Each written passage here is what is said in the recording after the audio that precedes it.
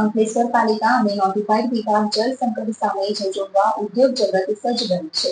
35 દિવસના પાણી કાપમાં રહેણાંક વિસ્તારને પ્રાધાન્ય આપશે. ઉકાઈ જમણા કાંઠાની નહેર વિભાગ દ્વારા 26 ડિસેમ્બરથી 35 દિવસ માટે પાણી સપ્લાય ઉપર કાપ મૂકવામાં આવનાર છે.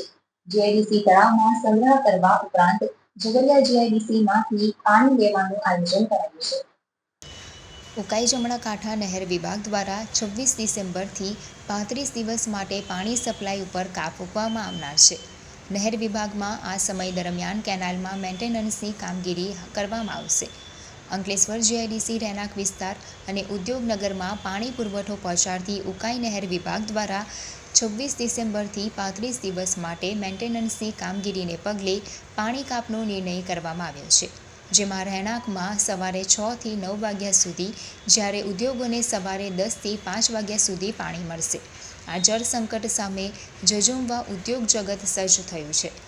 જો કે આ સમય દરમિયાન જીઆઈડીસી રહેણાંક અને ઉદ્યોગનગરમાં જળ સંકટના એંધાણ વર્તાઈ રહ્યા છે. જો કે બીજી તરફ ઉદ્યોગોને મળતા પાણી પુરવઠામાં કાપ મૂકીને રહેણાંક વિસ્તારને પ્રાધાન્ય આપવામાં આવશે તેમ જાણવા મળ્યું છે. નોટિફાઈડ એરિયા ઓથોરિટી દ્વારા સંચાલિત રિઝર્વ તળાવમાંથી મળતો પાણી પુરવઠા ઉપર કાપ મૂક્યા બાદ પાણીનો વધુ પુરવઠો ઝઘડિયા જીઆઈડીસી પાસેથી મેળવવામાં આવશે.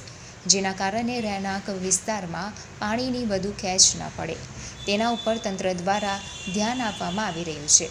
બીજી તરફ અંકલેશ્વર પાલિકા ગામ તળાવ ફિલ્ટર પ્લાન્ટની 30 દિવસની ક્ષમતાના તળાવમાં સ્ટોરેજ કરવામાં આવશે, તો લેક વ્યૂ પાર્કના તળાવમાં વધારાના જથ્થાને સ્ટોર કરવાનો નિર્ણય કરવામાં આવ્યો છે.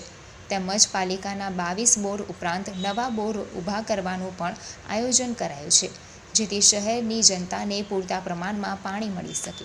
અંકલેશ્વર ઔદ્યોગિક વસાહતના તમામ રહેવાસીઓ તથા ઉદ્યોગપતિઓને જણાવવાનું કે સિંચાઈ વિભાગ તરફથી મળેલી માહિતી મુજબ 26/12/2025 થી 29/1/25 સુધીમાં 35 દિવસનો પાણીનો કાપ રહેવાનો છે.